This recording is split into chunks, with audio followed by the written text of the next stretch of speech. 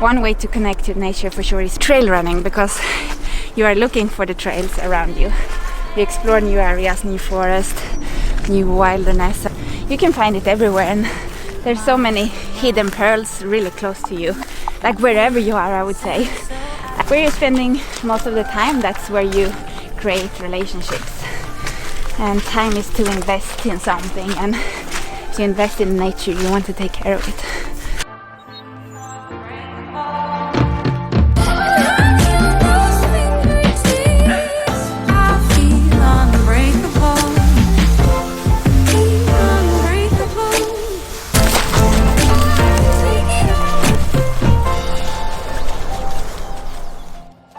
Actually, when I was 18 years old, I really wanted to buy a farm in Sweden where I grew up.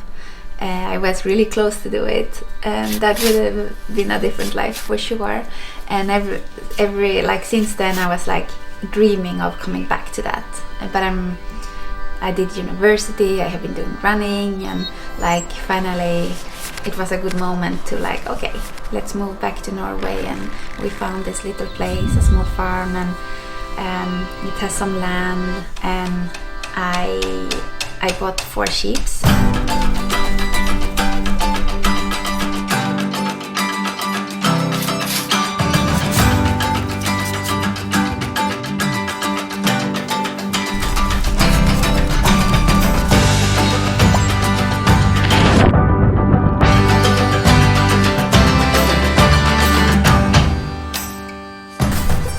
It's a lot of work to grow your own veggies. That's why I only do like carrots and beet, garlic, black currant, red currant, rhubarb, pak choy, celery, green kale, rucola, peas, a bit of herbs is coming here, more spinach, asparagus, cherry tree, apple tree where the sheep are, and down there it's the potato patch. Oh, it also needs a bit of work now, so it's a bit less than last year. It's kind of early summer, I would say, even though it's still some snow in the mountains.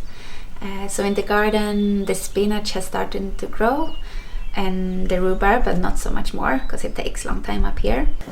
We'll be fast because it's raining. I will make a quick rhubarb pie when the oven is warm. Okay, I think this will be enough.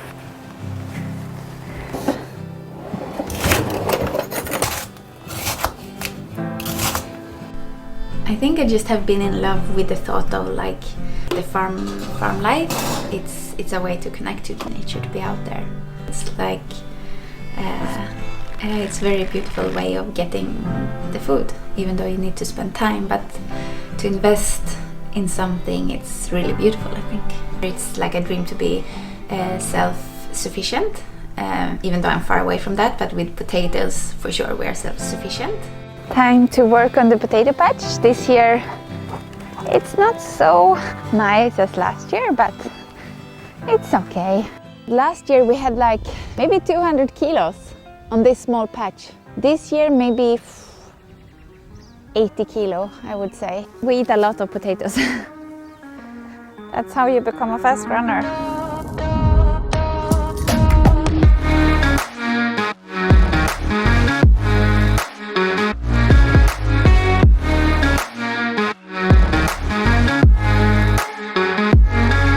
Just like kind of stumbled into racing. I did my first race when I was like 24, and that's really late. And then I just got the opportunity, and I was pretty good at it, and I realized that I liked it. I'm very careful about my passion for running. Like, I love running so much, so I never want to lose that, and that has never changed. She was really fast, and she even when she was a little small, she jumped and ran. She was really fast, so to be outside. I have been running for long. Like when I was a kid, you run to friends and you run to school, and you just run everywhere. And it wasn't until like I started to work in the mountains that I really realized that how much I love running, and I love it because it's a way to be out in the nature and a way to connect to the nature. I think it come more there, and she find the happiness and the joy to be out. And I think too they learn how to take care of the nature and take care of the land. It was really cool to like realize that change. Before it was always there. I just didn't like think about it so much. It was just like an old friend. But for sure, it's a way to connect to the nature and like invest time. And when you are connected to something, you want to take care of it and you want to like spend time there. We must have both feet on the ground and don't forget that. Remember, we must take care of the nature and we must take care by yourself, because if you feel good, you can do a lot of good. So you see actually where we have been cleaning. Me and my mom were doing this. They have a lot of work to do. So I better start. It feels like my heart is like outside. And it's in the mountains, it's in the garden, it's like animals, it's with friends. There's a lot of like legs to stand on. It's just about finding the time for everything. Depending the situation you're in, I think you can do small things and like investing the little extra time in it. Like now I'm just cleaning this potato patch from weed, and for sure that will make a little difference in the potatoes. They will be a little bit bigger and will feed me a bit longer. So no, for sure small things matters.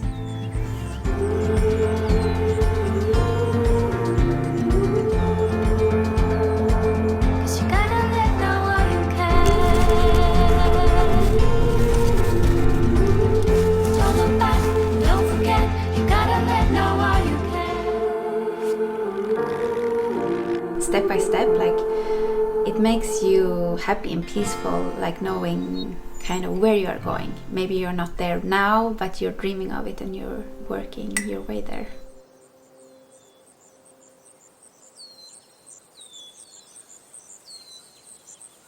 This is so good that I can work in the garden and film at the same time. This is the best Salomon TV episode ever. I have not really changed my schedule. You just follow.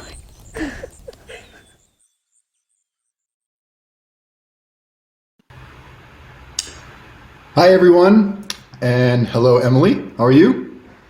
Hey, I'm good, thanks. I'm Tim, I work for Salomon, just to introduce myself. Welcome to this live. And Emily, thanks for joining us. Everyone's in their places all around the globe. So that was an easy one to film, right at home, nothing to do. Yeah, Easy. exactly. So just to let everyone know, we can take some questions. We got some questions earlier on social media, so we'll get to those in a bit. But let's talk a little bit about the film, Emily, and how things are right now. First of all, I want to start with an easy one. What was the temperature of that fjord, the water that you jumped into? Because it didn't look very inviting. In June, I guess it's like, what could it have been, like 13, 14 degrees or something? Yeah, cold. And what's it like there now? You're in Norway. You're pretty far up there in the north. You got some snow today. How's life right now? Yeah, it's crazy actually. It has been some weeks of really, really bad weather, and then we had like one good week. So I was so excited to start like the farming work. We say like vårbruket. It's a lot of things to do, and then suddenly, boom, a lot of snow came, and I'm so happy that I didn't plant everything out, because we know that these days actually come up here. Even in the beginning of June we can have snow, so it's always like a bit risk when to plant things. But yeah, it's a lot of snow for the moment. So that video we just saw a second ago while you were talking, you just took that today, was it, or yesterday? That winter came back. Is this good? You happy Exactly. about this? I'm actually a winter person. Like I love winter. I know that a lot of people connect me with running, and of course I love running. But I would say that I'm maybe even more of a winter person, like cross country skiing and skimo. So For me, it's okay because it means that we will be able to ski in the end of June, I think, and that's Yeah. awesome. Well, if you grow up in Sweden, you have to be able to deal with winter. I guess you got to be comfortable with it. Let's talk a bit about what life has been like in the last, I guess, couple months. So a lot of people around the world have been holed up in their homes. Here in France, we've just been out for 2 days, which is nice to get out and run and bike and do Yeah. things the last couple days. What's it been like for you where you are? You're pretty secluded as it Yeah. is. So. Yeah, I'm super happy to see that Southern Europe are able to go out again and like to be outside in the nature.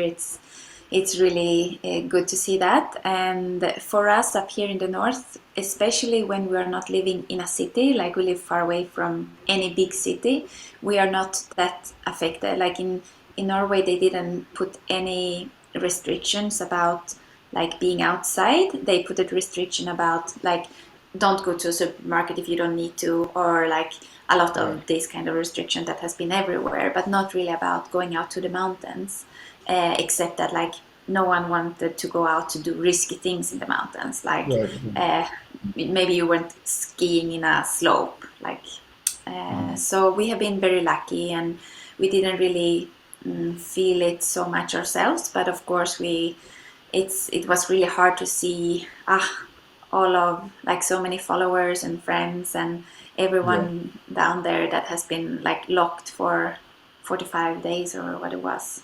Yeah, almost 60 here. We got 1 hour a Yeah, day to go out and exercise with a permission slip, but that's over for now, hopefully for good. But yeah, so what do you think about all this? Just while we're on that topic, it's challenging times. I guess when you're far away, it's not quite as like you said, you don't feel the impact quite as much, but you see family and friends and even your schedule. I mean, this is a small detail in the big scheme of life, but not knowing what you're going to do for the year with your running and all that stuff, I guess. yeah.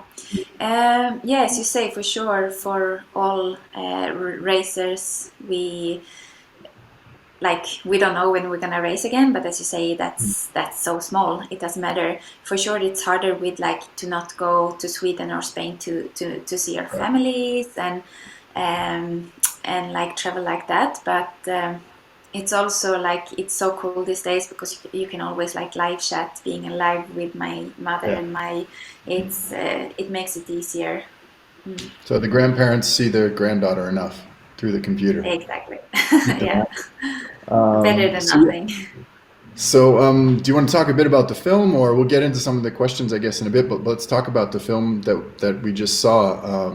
As we said at the top, and as you were saying, easy to do, literally in your own backyard, so you don't have to travel anywhere. It was shot just last year with Max, I think, who does a lot of Yeah. filming for Salomon. Um, what did you think of it? Did you like the way it came out? You're the first critic, I guess, right? Yeah, yeah, of course. I think it's really nice to work with Max. He's very talented and fun and easy to work with.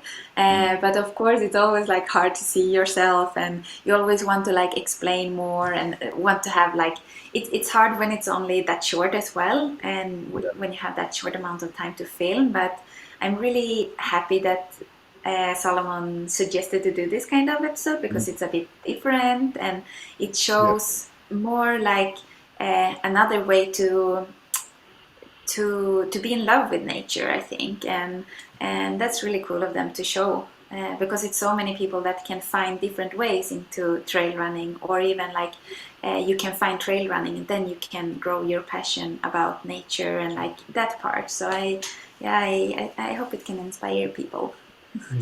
And I think to let the viewers in on a secret, you were kind of like, why are people going to watch me at home working on my garden? But I think you'll find that people actually find it quite interesting, and you're living quite a unique lifestyle. So let's talk about like the planting and the. I know you're big into cooking. Clearly, if you're planting food, and you better like eating as well. But like, where are we right now with the planting season on the farm at home? Can you give us maybe what we didn't learn in the film is like exactly where the spot is, and not exactly where the spot is, but the location is on the fjord. It's a beautiful spot. We saw it in person last year. I guess we were up there.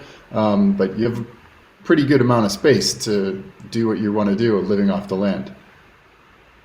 Yeah, I think even I have some small clips from home that To maybe give we you an can show. overview, like up here, I have the first bigger patch, the sheeps. Sheeps.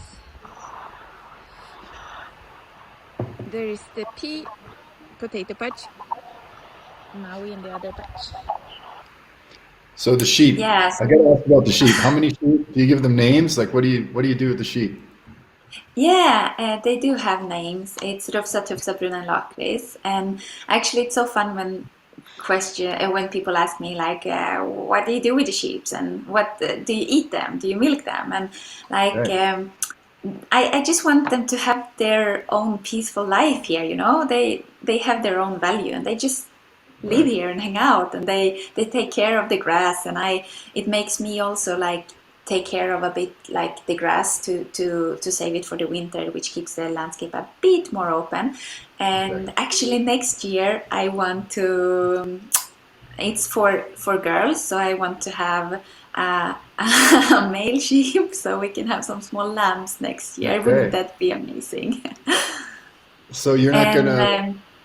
I wanted to see hmm? like you and Killian making wool sweaters from shearing sheep, but that's just a dream, I guess. It won't happen. No. The wool actually soon. I know that you wanted us to share the video of shredding them, but we haven't cut their wool yet. And actually, that's really good because it's snowing and Oh, the yeah. sheep are never inside in their house. So I'm happy that we didn't cut their wool yet. But maybe I will do a live about it when it Yeah. happens.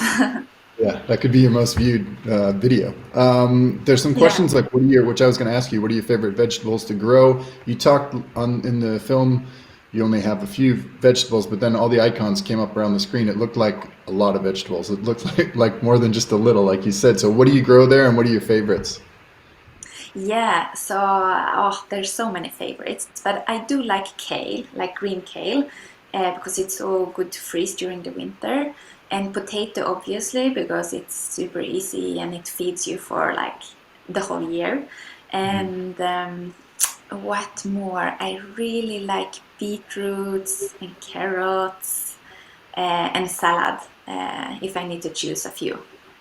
Okay, and are you like keeping that stuff and it lasts you months and months and months when you're eating over the course of the year, like through the winter? Is that how it works? Yeah, yeah, for Okay. sure. I had a really good challenge. I think it was 2 years ago, but I do it every September now, and it's called like uh, Narodlad September. In English, I don't know, but I choose like Can't translate 10 um, uh, ingredients that I can choose from like all over the world, kind of. But then I try to only live from the farm or from like a radio of like 10 kilometers. So actually, I found salt from a town just close to here, and it's like super cool.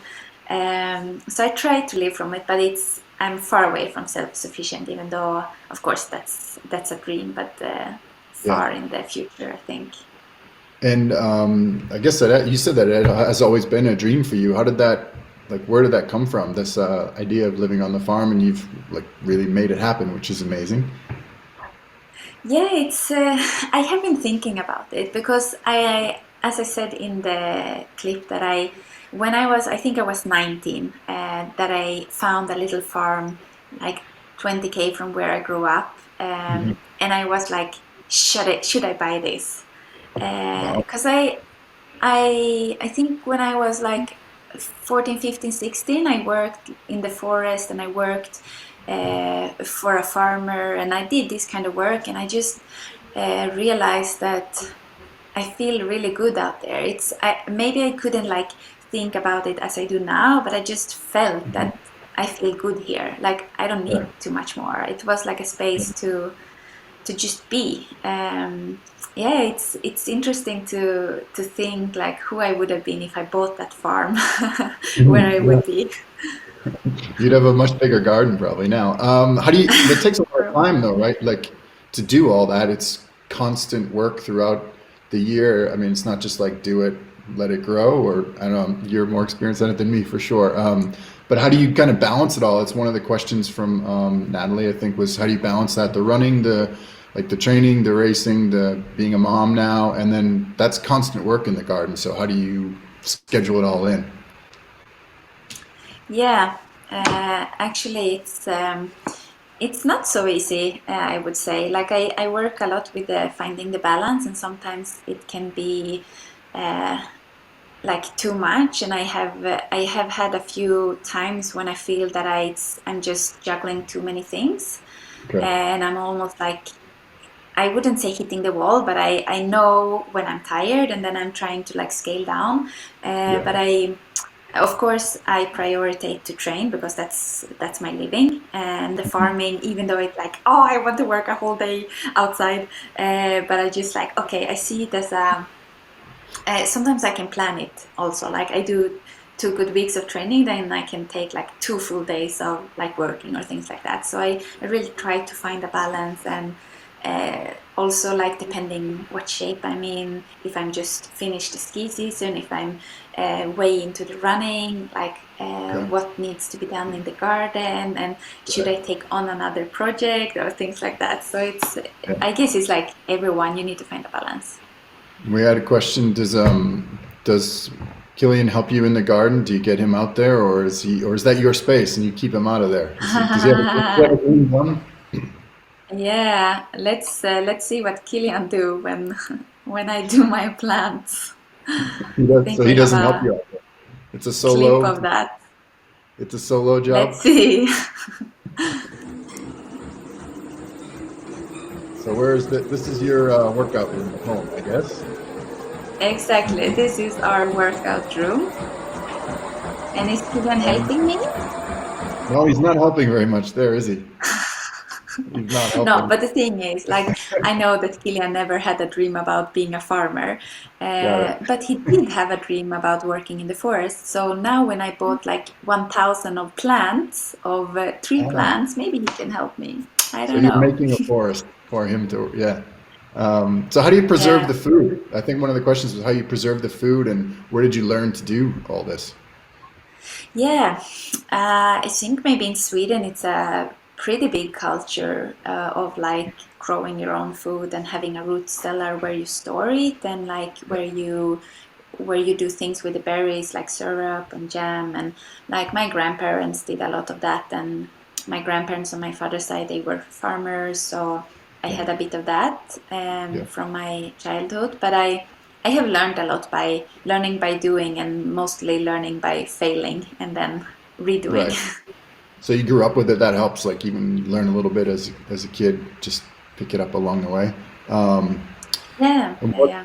what about like diet? Let's talk about diet. Is it most of what you're existing on? You said is that from the farm, but I know Killian is mostly vegetarian. You the same way? You're living off of what you grow.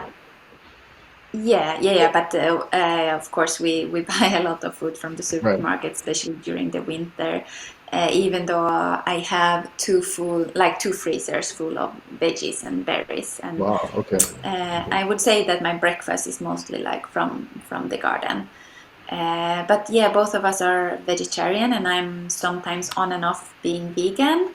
I'm struggling a bit with like, should I buy soy milk from not from Europe, but should I can drink the cow milk from the neighbor in the coffee. Like it's about finding a balance, I think, where you are also.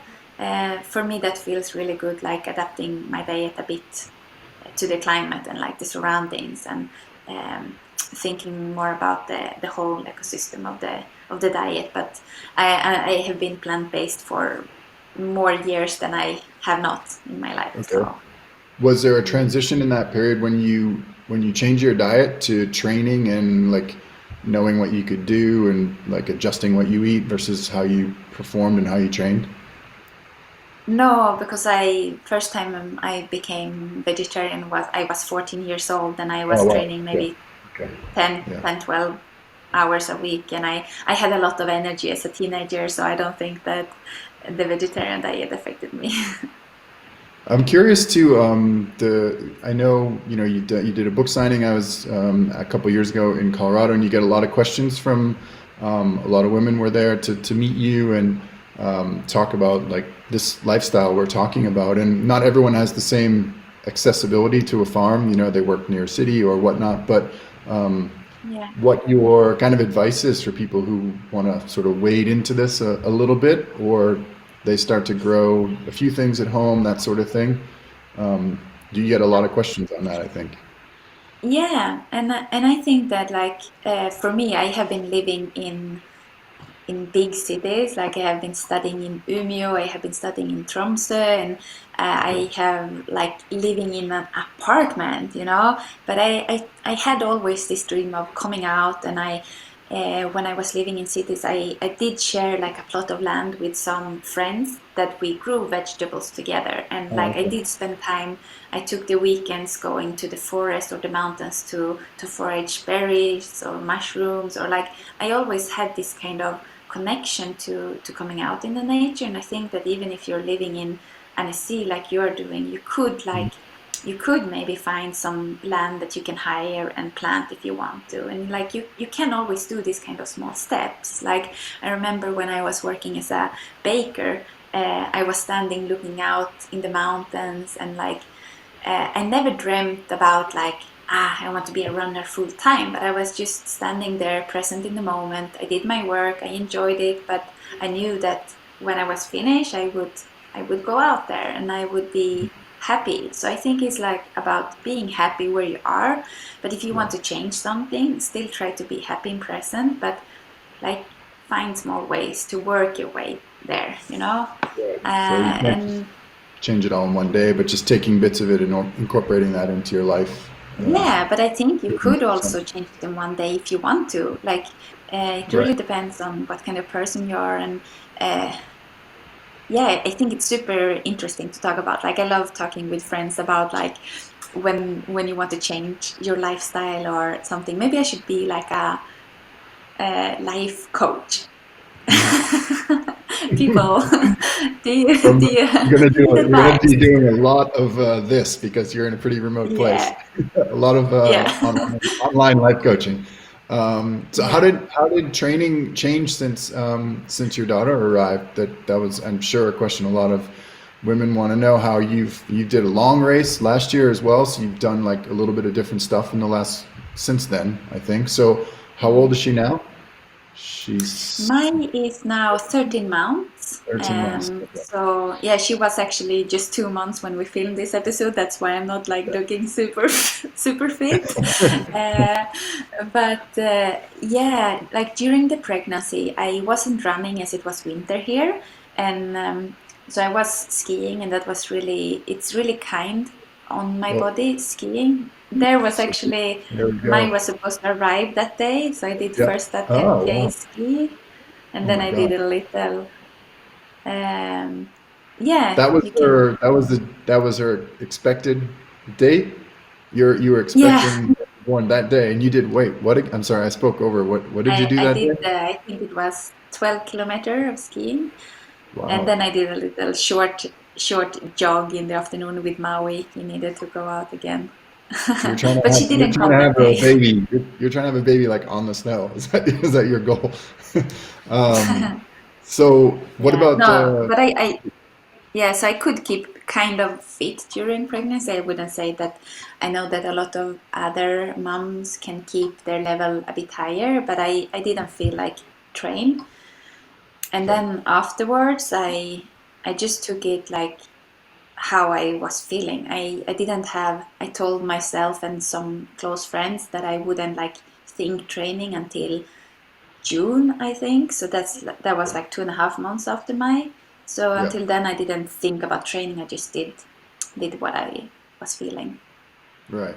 And how did you ramp up? So this is you doing some hill reps. So how long after Maya was born is that you're running up hill reps? Yeah, that was like 2 weeks after, and I just went. Okay. That's a short hill by our home. I just wanted to see like how it felt Okay. and everything. But I felt pretty good, like straight after birth, I would say. Like I felt connected to all kinds of muscles, and I did the early checkup, and I had really good like connections that some women can lose a little bit, and then it's more. it's super important to like really build them up again. And we have, one question I was going to ask you. This is like how much you exercise, like how far into your pregnancy you did the FKT on, I'll say it wrong, Kungsleden. I can't say Yeah. that. Did you know you knew you were pregnant then, or I forget the story behind that? Yeah, I don't think I have ever told the audience that, but yeah, Oh, I did. okay. So I did like for it was 2018. I was into like doing fastest known times, or like I tried to do the best times that I could. So I started with some mountains here in Norway actually, and then I was going down to the Alps to do Mont Blanc because Mont Blanc is a special mountain for me where I have been living, and then I did Monte Rosa and then Kungsleden. So that was like the plan for the Okay. summer. And Yeah. yes, I was pregnant during all the records that I did, but very early.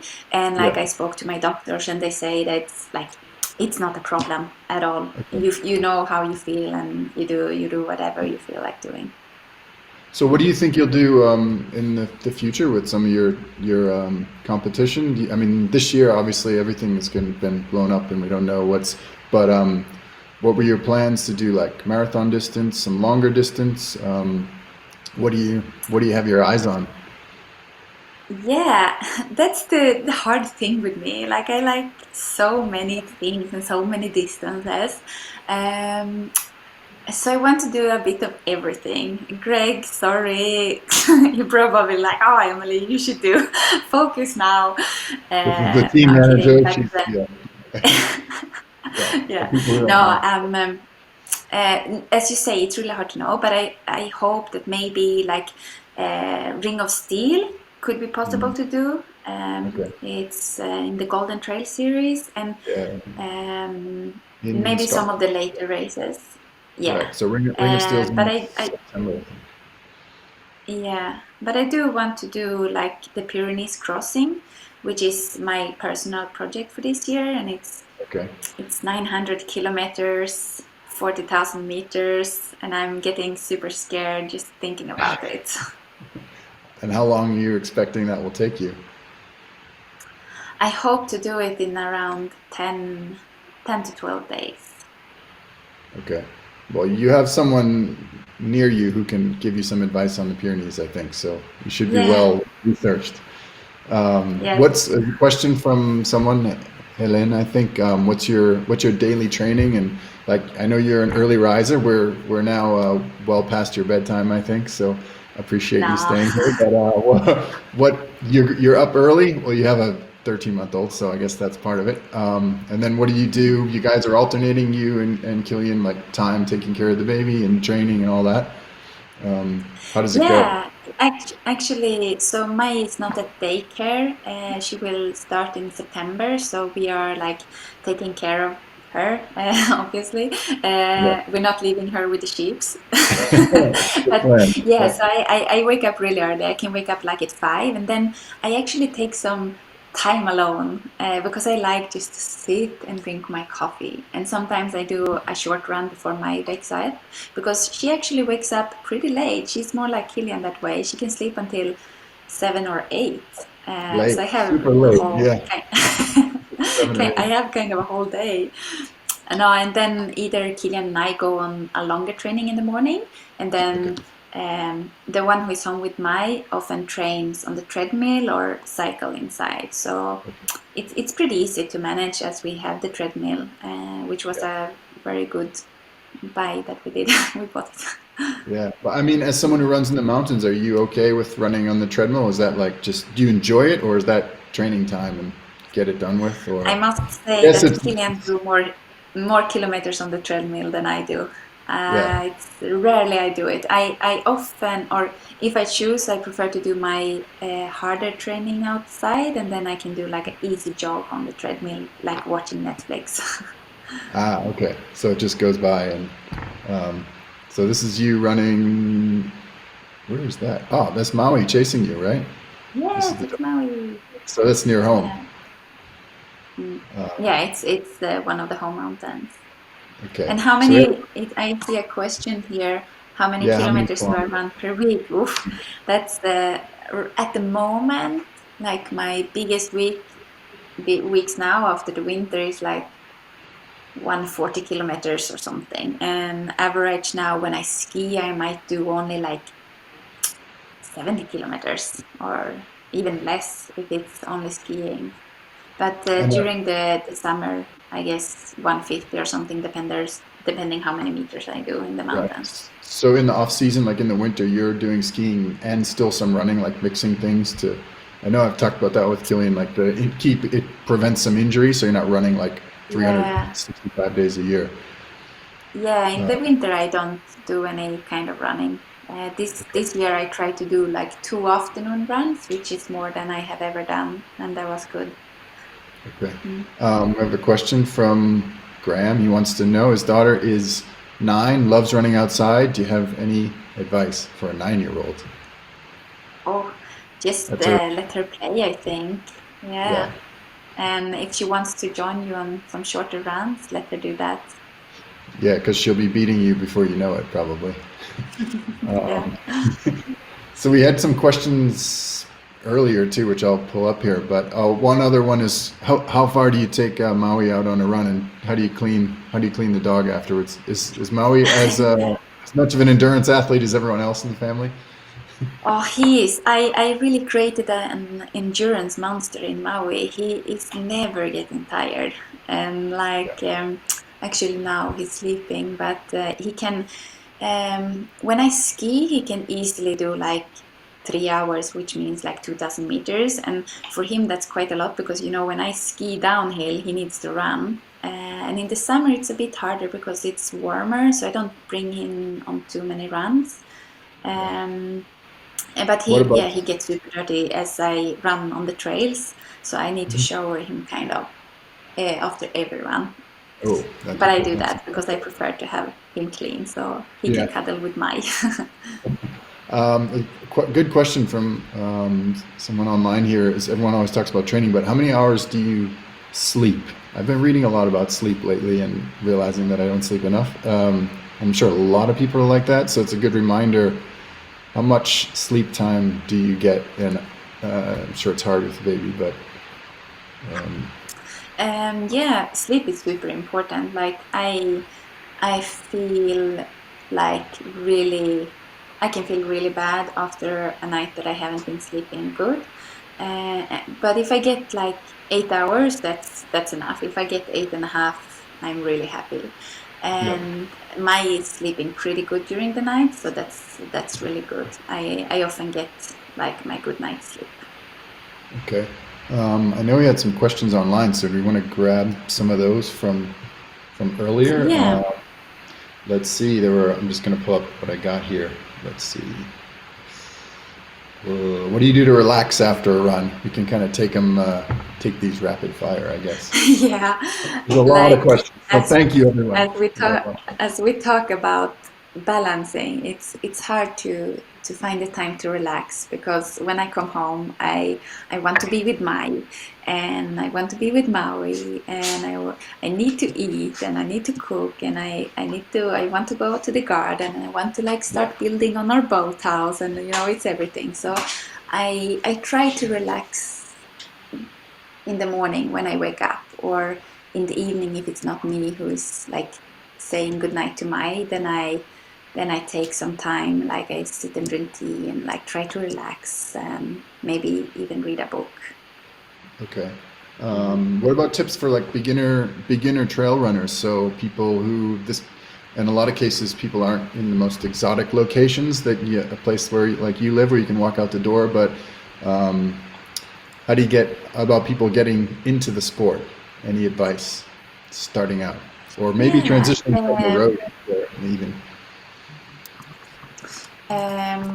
Yeah, so that's really cool because I've been traveling to some bigger cities and smaller Mhm. cities, and everywhere there are like parks or even some like small national parks where you can find trails. And I would say that just like if you feel insecure, just I know that there is many like trail running groups, so join them or just go for grab a friend and explore the nature around you. Like, I wish I was in their shoes, like going exploring the trails for the first time. It's so easy, it's so close.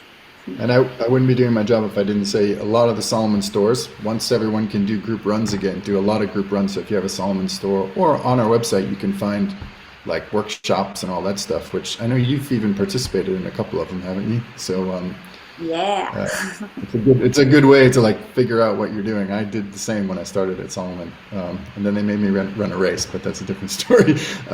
So what? Oh, recovery food. That's a good question. Is it something from the garden? Is it a Moon Valley bar? We'll talk about that in a second. But what about it? Like, so after races, I often feel like eating rice and veggies. Actually, I don't know why. I always feel like I just want rice and veggies. So that can be from the garden, and sometimes I change the rice towards like oat wheat or something, or food oat or something. Yeah, but rice and veggies is a good one, and And you're reading the questions, aren't you? Yeah, I was. Who do you like to run with? Is a good question. There's probably one person obvious. But... Yes, I like to run with Kilian. Sometimes we, like when we have our parents here or a friend, we can run together. But I also like to run with Maui. He's maybe the one I run the most with now, and also Ida, who lives close to here. I really like to run my hard sessions with her because she's so strong and she pushed me. That's really good. Ida Nielsen. So she lives nearby. I didn't realize that. Okay. Yeah, she do. We also have some other, like Johanna Åström. She's a excellent sky runner and ski mountaineer. So there are some really strong women here to train with. Yeah, that's a good community to have. Since you brought up Ida, I know Ida and Mimi have a business you started. Do you want to explain what that is? Because it sounds like you like to be busy, clearly. I don't know if I like to be busy. It's just like I guess who I am. I don't know. Yeah. So we see Ida Nilsson and Mimi Kotka here, and this is on Templiers 2017. I think we got like second, third, and fourth. That's cool. Okay. And we came up with it like, let's create our energy bars. Like I was with another brand that I wasn't really like. They were good, but I was like, imagine if you could choose your own bars, like make them organic, make them good, like make the ingredients that you know what it is. And so we decided to start our own brand, Moon Valley, and we decided so we decided the name because it's like we are inspired by the nature here where Ida and I live, and it has a good vibe, the name. Moon Valley is actually, it's not like just any kind of name. Like I know that some people thought that it was like a made up name, but it's actually the village that I just translated to English. Okay. So it is a place, and it's inspired by being organic and like good produced energy, and it's cool. Yeah, it's cool, and they taste really good. And I would say this even if you weren't sitting there. I've had them; they're good. It's hard to find. It's hard to find bars like that actually taste good, right? I want to let you go, but we get a lot of questions here. We'll just handle a few quickly. Yeah, let's continue. I drank a coffee at 3, You're awake. and I actually saw some questions about coffee. I don't remember it now, but if we find it, we can talk about coffee as well. Well, someone just said, "What are your feelings on coffee?" So I think we know that now. That's a broad question, but can you recommend books on lifestyle or farming that you like? Someone asked that. You've tapped into the farming market, I think, by the way. That's really cool. And actually, Ida, Mimi, and I, we also wrote a book which has a bit of farming, Moon Valley Diaries, it's called. But I do have some really good books, but I need to check the names. Like they are mostly in Swedish, but maybe I can write something on my Facebook after. Perfect. There you go. Do you want to write another book? This is I don't know how you guys find time to write books. Right? It's a long Yeah, process. Enjoy it. not for the moment, but I have inspiration to write like some, what you call it, reportage, like Oh, portraits. And right okay. now, this morning, I was actually starting to write a portrait about Ricky Gates and Okay. his Cross America run, and I Yep. want to like give it to some Swedish magazine. So I'm very inspired to write that for the moment. There's a lot of material there with Ricky Gates, so that's Yes. he's a character. It was super hard to like find how I would structure it, so I haven't Sure. read Go in a it million yet. different directions. What do Yeah. you do when you're feeling unmotivated? A couple questions on that. Like when you're just dragging yourself, everyone has that feeling like, oh, today I don't want to do it. And you live in a place, I guess you like bad weather, but what do you do to get yourself going? Yeah, sometimes it's really hard. I totally feel that, but I often go back to the feeling like, okay, I'm so lucky to be able to even think that I can go for a run now, Mhm. that I have Yeah. time for it, and that I like. So I'm going back to that, and that often makes me like going. And then when I'm out, I'm really happy that I was going. Yeah, that's always the thing, right? You drag yourself out, and once you're there and once it's done, you feel really happy that you did it. Who are Yeah. some people that inspire or motivate you? It can be many different people.